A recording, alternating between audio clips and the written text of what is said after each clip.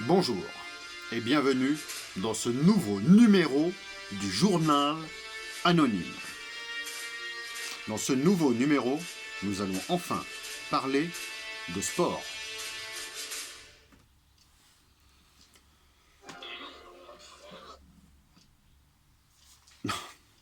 Les aléas techniques. Donc nous allons enfin parler de sport, mais étant donné que je suis supporter de l'OM, depuis que l'AS Cannes est redescendu en deuxième division, c'est-à-dire il y a très longtemps, je préfère passer directement à la page rugby. Parce qu'il faut bien se l'avouer, le foot, ce n'est ni plus ni moins un sport de tapette.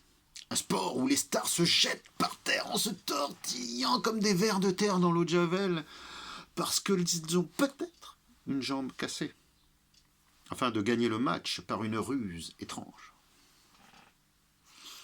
Non. Passons et parlons de vrais hommes. D'hommes qui pleurent facilement, mais d'hommes qui ne bronchent jamais sous la douleur.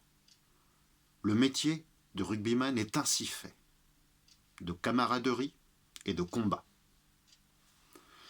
Partons ensemble sur le terrain de l'Ovalie, terre du gaillard aux fesses bien rebondies et poilues, et qui mange un poulet rôti au petit déjeuner tout en regardant les feux de la mûre, nu sous son tablier. Et là, surprise, d'après un sondage sérieux, le rugby serait, selon le porte-parole même du Stade français, une plaque tournante de l'homosexualité et de ses révélations.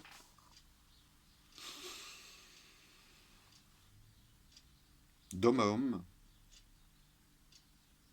comme certains le constatent, le rugby est le sport de contact le plus chaud.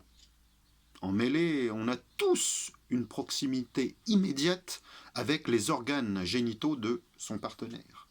Dans les regroupements, on finit toujours la tête coincée entre le cul d'un adversaire et les testicules d'un coéquipier.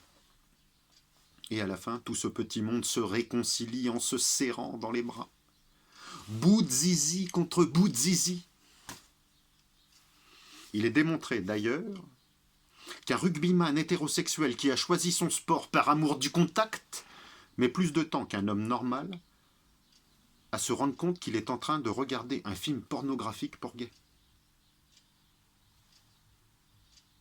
Mais tout ceci est bien compréhensible. Le monde du rugby professionnel doit jouer tous les week-ends devant des copes de supporters qui ne s'intéressent plus aux fondamentaux que quand ils voient les joueurs à quatre pattes avec le short qui se baisse. Et que dire des athlètes qui sont durs sur l'homme, mais doux dans l'intimité. Le monde du rugby doit parler. It's very important. Je suis d'ailleurs en lien avec Marlène Schiappa. Elle me dit à l'instant que c'est vrai. Oui, c'est la solution. Il faut parler. Et l'État y veillera avec un 49.3. L'homosexualité fera bien l'objet d'une formation pour tous les jeunes qui veulent une licence. Un vaste chantier d'égalité s'opère de plus en plus dans ce sport. Des groupes de parole sont organisés pour que chacun puisse dire à son partenaire pourquoi il aime le rugby. Et pour accepter que dans le rugby, on accepte enfin tous les fondamentaux. Et oui, je suis désolé, mais l'anus, ce n'est pas de la triche. Ce n'est pas une partie du corps interdite par le règlement. Et c'est une arme redoutable quand il est pratiqué à l'entraînement avec assiduité. Les clubs professionnels ont tout de suite réagi. Et le Stade français utilise déjà des gènes de chiens sourds sans queue pour contrer certaines attaques en raffermissant l'élasticité du rectum pendant les regroupements.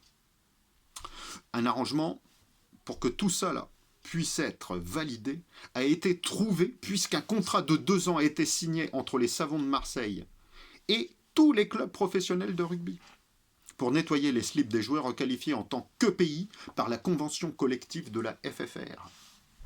Personne n'a été laissé pour compte. A noter que Bernard Labitte a reçu le premier trophée d'homme le plus sensible de la saison. Il lui a été remis par un Bernard Laporte en larmes. Mesdames et messieurs, des larmes de la franche camaraderie. Cher ton rugby. Lors de la remise de ce trophée, Laporte n'a pas hésité à prendre la bite dans ses bras et à serrer si fort que la bite embrassera la porte. Comme un symbole de ce sport de gaillardise et de sensibilité qui est là, dans cette image, sous vos yeux, dans l'exemplarité de ce sport. Tout le monde était joyeux, comme un arc-en-ciel, dans cette soirée pleine de viande et de bière. Même notre Premier ministre, Gérard Philippe, qui assistait aux réjouissances, n'a pas hésité un seul instant à affirmer qu'il n'hésiterait pas, en tant que chef du gouvernement et Premier ministre, à sucer de grands joueurs. Ça fait du bien à entendre. Hein. Ça donne envie de se mettre au rugby, hein, car personne ne me contredira, à part quelques grands illuminés. Faut mieux se faire sucer que de se faire enculer. Hein. Amis du sport en chambre et du ballon ovale, bonsoir.